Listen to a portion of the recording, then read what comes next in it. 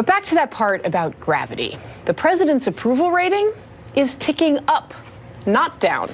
A brand new poll from NBC News and the Wall Street Journal conducted before and after the Helsinki summit shows the president approval rating at 45%. That is up 1 point from June. Among Republicans, that number is 88%, the highest of his entire presidency.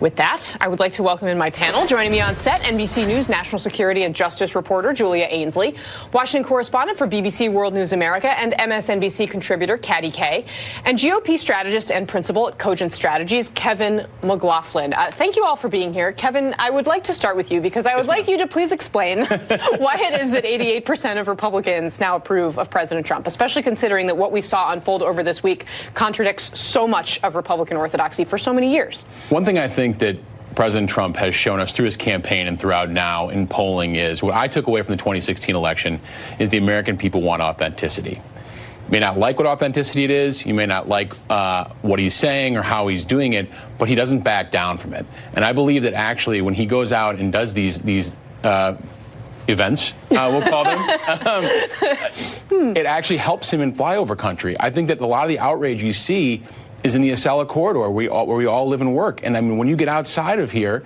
yes, people say like he's a knucklehead or they'll say stuff like that. But by and large, you'll see people say like, I understand that some of the things he's doing could hurt me personally, but we all have to make sacrifices. So is he right when he basically says he could walk down Fifth Avenue and shoot people and people would still stand with him? I mean, I think is it was there any incredibly prescient. line? I really do think it was very prescient because I do think he kind of has that, he defies political gravity. I was thinking the exact same thing.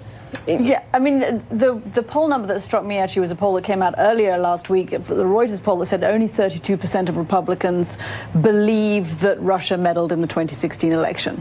So they do not agree with the assessment of the American intelligence community. And for Republicans to say, we actually don't believe the CIA, the FBI, and the NSA, we are siding with the president on this, is fairly remarkable. I think the one thing that's is the divergence, is the prospect of tariffs. I mean, you do see signs that Republican voters are still not comfortable with that, and Republican Party is still not comfortable with that. Mm-hmm. And if those tariffs start hitting the president, that could be an area. It's not going to be Russia. It's going to be the economy.